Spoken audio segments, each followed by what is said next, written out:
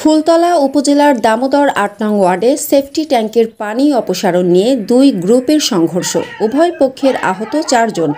দামোদর ৮ নং ওয়ার্ড হাজামপাড়ার চায়ের দোকানদার আবু সাইদ মোড়লের সাথে সেফটি ট্যাঙ্কের পানি অপসারণ নিয়ে ডিফেন্সের চাকরিজীবী মেহেদি হাসানের সঙ্গে দীর্ঘদিন ধরে বিরোধ হয়ে আসছে। উক্ত বিরোধের জের ধরে গতকাল সন্ধ্যা ৭টার সময় দুই পক্ষ বাগবিতণ্ডায় জড়িয়ে পড়ে। এক পর্যায়ে দুই গ্রুপের সংঘর্ষ বেঁধে গেলে এলাকাবাসী এসে পরিস্থিতি নিয়ন্ত্রণের চেষ্টা করে। সেই অবস্থায় ইট পাটকেল ও ধারালো দেশি অস্ত্র দিয়ে উভয় পক্ষ হতাহতের শিকার হয়। উক্ত হতাহতে উভয় পক্ষের ৪ জন গুরুতর আহত হয়। পরবর্তীতে এলাকাবাসী পরিস্থিতি নিয়ন্ত্রণে আনতে না পেরে 999-এ কল দিলে প্রশাসনের সহায়তায় গুরুতর আহতদের তাৎক্ষণিক উপজেলা স্বাস্থ্য কমপ্লেক্সে ভর্তি করা হয় এবং বর্তমানে আহতরা চিকিৎসাধীন রয়েছে।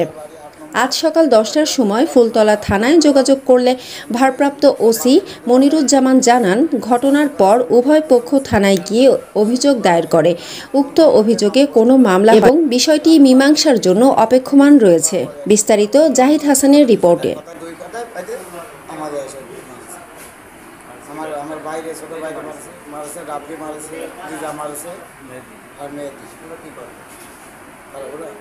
ওরা হলো তো একটা সরকার দুটো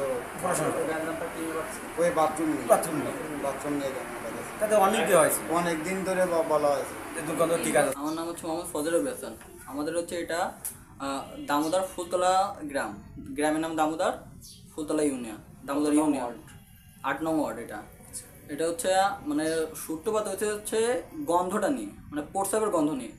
এনাদের দোকানের মানে দোকানটা চালায়, তো দোকানের যত লোক আছে সব লোক হচ্ছে আমাদের এই পাঁচিলের এখানে এসে প্রস্রাব করে। তো সেই গন্ধটা নিয়ে হচ্ছে এনারা মূলত বিবাদটা শুরু করছে।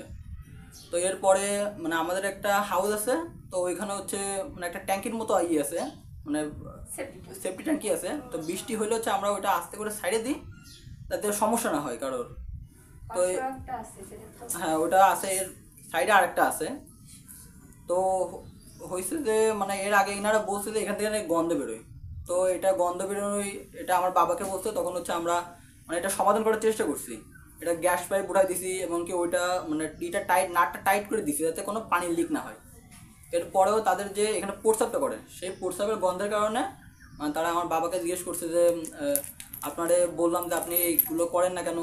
আমার বাবা বলছে যে তোমরা তো যেটাই বলছো আমরা সেটাই করে দিচ্ছি, যে গ্যাস পাইপ উঠাই দিচ্ছি, এখন তোমরা আর কি বলতেছো। এখন তখন তার ছেলে হচ্ছে আমার বাবাকে বলছে তোরা যদি এখানে থাকতে চাস তাহলে আজকের ভিতরে এটা সমাধান করে। এটা কি গতকালকের ঘটনা এটা। আচ্ছা, তারপরে হচ্ছে আমার বাবা বলছে তুমি এরকমভাবে বিহেভ করতেছো কেন, আমি তোমার বাবার সাথে কথা বলতেছি।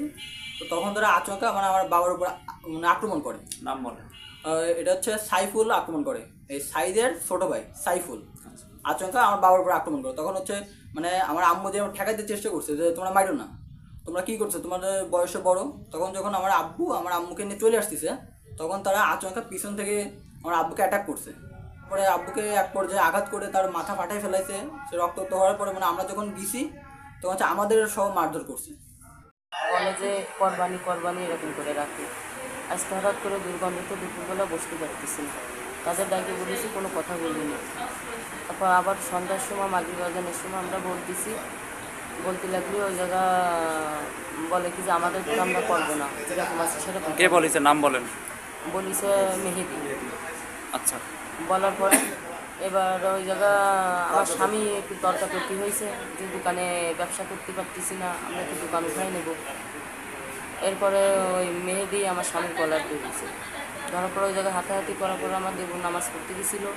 ওইখান থেকে এসে আমার দেবর ঠেকাতে গেলে আমার দেবরে টাইনে নিয়ে যেয়ে দাও আইনে রামদাও নিয়ে আসছে, লাঠি নিয়ে আসছে রাব্বি রেজা ও 2 ছেলে, রাব্বি রেজা।